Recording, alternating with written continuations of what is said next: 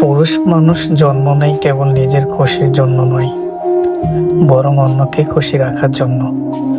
তার হাসি, তার শক্তি, তার ধৈর্য সবই যেন আশেপাশের মানুষদের জন্য উৎসর্গিত। নিজের কষ্ট বুকের ভিতরে চাপা দিয়েও সে চেষ্টা করে চারপাশে সুখ বিলিয়ে দিতে।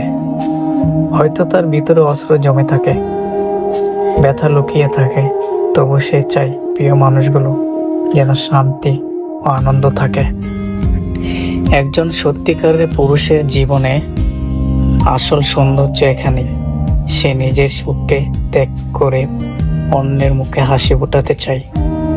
পৃথিবীতে অনেকেই নিজেদের জন্য বাঁচে, কিন্তু প্রকৃতি পুরুষ মানুষ সেই যে অন্যের দুঃখ ভাগ করে নেয়, নিজের আনন্দের চেয়ে প্রিয়জনের হাসিকে বড় করে দেখে। তাই বলা যায়, পুরুষ মানুষ জন্ম নেই মানুষকে খুশি রাখার জন্য, খুশি থাকার জন্য নয়।